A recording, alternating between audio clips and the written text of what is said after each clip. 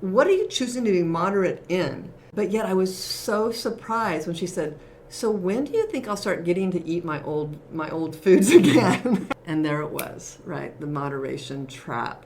Hello and welcome to the Lifestyle-Based Healing Podcast. Today's episode is on moderation, and it's one of mine and Robin's favorite topics, especially approaching the holidays, because it can be the number one trap that drags people down from completing and continuing their lifestyle change and their transition into new healthy habits. And so it's a really good episode, really good conversation. Can't wait for you to experience it. We'll see you in the episode.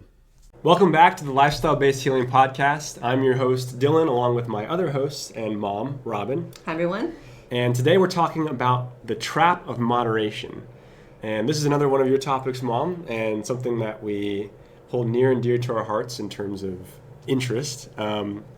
What brought on this topic? Yes, I think it's a good topic to talk about because I hear it a lot. Again, a lot of what we talk about is what we see in our day-to-day practice with people that we're working with, people that are trying to change their lifestyle and get well. And so we see the trials and tribulations of that. We see kind of when we have to pick them up and set them back on track. And moderation is one of those things. So often people come in with the idea that, and you probably have heard it, moderation in all things, right? It's moderation in all things. Yeah, and balance. You want to have balance. Balance, right. And, when it comes to nutrition, especially when you're eating and exercising and trying to get your health back, you might have a little more wiggle room with that whole moderation theory if you're well, okay, and you don't have something going on. But I think if something is going on and you're on medications and want to be off, or you are, having digestive issues, or you have blood sugar issues, whatever it is, heart issues. I know a cardiac surgeon that basically is like, moderation kills. Okay, it really does when it comes to some of these heart disease. These are very sick people, and there's no wiggle room at all. So you have to be the judge for yourself of where do you fall on that spectrum, right? And so often, and this happened just 2 weeks ago, I was talking to a client that was doing fabulously. She was losing weight. She'd lost almost 30 pounds. She was feeling great. And her weight had stalled. And she's like, I'm not, I just guess I can't lose any more weight. And I'm like, well, I don't know if that's true. And I, really when that happens, I go, let's go back to the basics. Let's really again look at what you're actually eating. Are you still eating the way you were when we first got started and you were going gangbusters, right?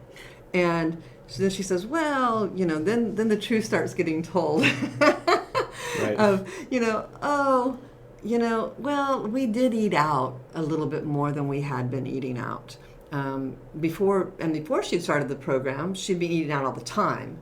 And one of the best things we can do for our health is to cook for ourselves. But we did eat out a little bit more. And yeah, we started eating, some more rich desserts and some treats and this and that. But I'm doing it all in moderation. And there it was, right? The moderation trap.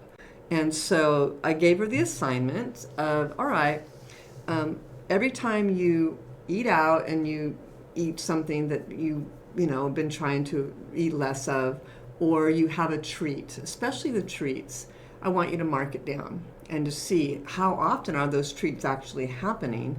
And, when we met again, she came back and she goes, I had no idea I was treating myself so much, right? So, and so you start realizing this is what happens with weight loss. This is what happens with, changing our health, is we start out really all in, and then we sort of think we're still doing it, but the old habits start creeping back in. Yeah, and hearing you share those stories, I think I pieced something together for myself. I think moderation is the door by which we go back to our old habits, because so many times it doesn't happen at the beginning, right? When you're the sickest and you're the most motivated to make changes, it happens like 2 months in, 3 months in, when people are starting to feel light, clean, energetic again, have their pain go away, starting to see their numbers drop to get off medications. That's when you start hearing more of those situations where people are like, oh, I'm stalled, I don't know why I'm going backwards, or it's not still getting any better. It's because they've they've allowed that moderation to come in. It's almost like that complacency, like, oh, I'm better now, I can go back. And you don't realize that what actually made the change is the full transition, not being moderate about it. Right. Yeah, and I think this is why we talk about it, and we really do talk about this a lot with the people we work with, and just amongst people that we talk to, is it's not something we do as like a diet or short term. It's really creating a lifestyle, and we're trying to replace those old habits that got us sick, and figure out what that looks like for you now, because we don't want you to still be sick, and so, and you're right, you do start kind of sliding back into those old habits. And I'll never forget, I had a client who had really bad diabetes. Her numbers were super high. She had neuropathy. She was having incontinence, all of these things. And we started changing her diet, and she started getting better. I mean, she started reversing her numbers. The incontinence went away, which she didn't think was even possible. The neuropathy started improving. We see this all the time, don't we? Yeah. And but yet I was so surprised when she said, "So when do you think I'll start getting to eat my old foods again?" When do I get to go back to In-N-Out? Yeah, exactly. In-N-Out holds a lot of people, and it's just like, I was shocked, because I was like, you were miserable before, but that's how strong our habits are. And so this idea of moderation, I like to say, it's a very slippery slope. You can start down it, but it's really hard to sometimes get back on track with it. And then again, it's like, what are you choosing to be moderate in? So if you're being moderate in eating junk, or you being like moderate in all things, well, that means you're eating moderate amounts of vegetables and moderate amounts of fruits, and those are the things we want you to be eating more of, right? So it just doesn't fit in every application. So, and my own sister fell into this trap. She really believed in the whole moderation thing, everything in moderation, and then she came and said, my cholesterol is high. How did that happen? And I said, all those moderate croissants that you're eating. You've been living on Moderation Mountain. Yeah, exactly. I said, so we need to dial it back and get your numbers back in range. So There's also the other, sorry. Go ahead, yeah. There's also the other side of the coin, though, because you don't want to feel like you're so restricted in the straitjacket, where if you're traveling, you can't eat, essentially, or something like that, right? Right. Restriction and deprivation don't work. They don't. I like to say, like I said, there's sort of this this continuum, right? And so when you are focused on improving your lifestyle and improving your health, there's going to be those things that come up, like travel. We've all been there. If you're still thinking about it, of how to make a better choice, you will make a better choice. Okay, and so it's this, and I hear this so often from people I work with, that they'll tell me that, I look at my food very differently, because many of us, we eat on default. We don't even think about what we're putting into our bodies, and then we're shocked when our health goes wrong. It's like, how dare you? I gave you a vegetable last week, body. Why are you betraying me, right? And it's just like, come on, you got to give it something to work with. And so I think that this idea that, it doesn't have to be hard and fast. You can certainly, you can have a croissant now and again. It's just, doing that, it keeps your taste buds wanting it. So be careful with that. And then B, it's like, have you fueled your body really well? And that is truly just a one-time thing. Mm-hmm. So I think a lot of people kid themselves. Yeah. And they think it's not as often as they want. And, I don't know why we treat ourselves with food anyway, honestly. I mean, food, we should be eating food, but we need it. Choose a treat that's different than food to reward yourself. So fuel yourself with food. Don't use that as a reward mechanism. Right. Yeah. And we teach our kids that, don't we? It makes me think of, I had a friend who, she had a really good technique with her children, because and I remember they had a package of Oreos, and we were up at her lake house, and we had 7 kids up there, okay? 1 package of Oreos, okay? And it's like everybody's counting out how many Oreos they're going to get. And they're like, well, Mom, how many Oreos can we have? Well, moderation is 3 to you, 1 to me, right? It's just like everybody has a different definition of what the moderate amount is. But her response was, what is the serving size? And they're like, they flip over the bag and they're like, it's 2 Oreos, okay?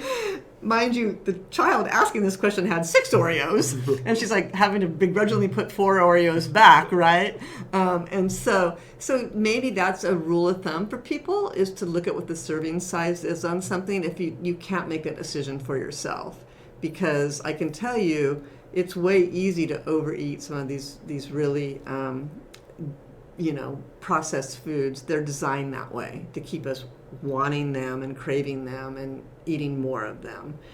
What is it, the Doritos that say you can't eat just one?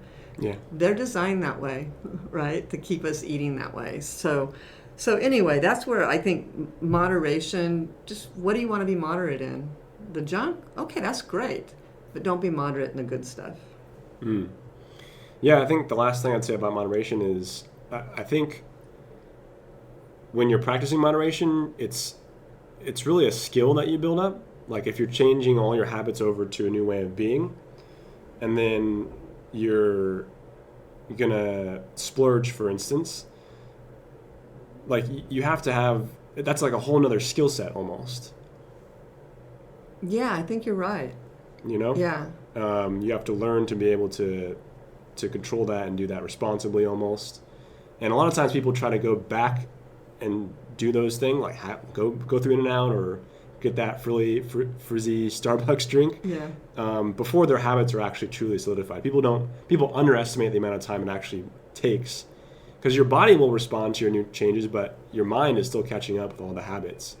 It takes how many months to actually create a habit? Well, it depends on the person, but it takes a couple months. And the habit too, probably. Yeah. But if you have a lifetime history of eating a certain way and now you've spent 3 months eating a different way, that's just not a long enough time to actually truly solidify in those habits to where, I can, color outside the line, so to speak, and expect to just default back to the healthier version of me versus the previously unhealthy version.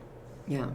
No, well said. Yeah. And so some people do have to kind of find what works for them, but I just wanted to raise the topic because I hear it a lot. And, as we enter into like the holidays, a lot of people are really just saying, I just want to not even think about it and just eat whatever I want, and then they'll pay the consequences afterwards. And I'm just like, it's so much easier to stay the course and have a few things here and there than to throw it all to the wind and start over. But that's what some people like to do. Yeah. So. Cool. Anything you wanted to add about moderation? No, I don't think so. Well, good. If this was helpful to you guys and you want it to be seen by other people just like you, make sure to like and subscribe to get future updates. And then if you want further resources or support, you can go to our website, therevitalizecenter.com. That's where we have access to different courses and memberships, and as well as a free newsletter you can sign up to get emails from us. Other than that, we'll see you guys in the next one. Bye, everyone.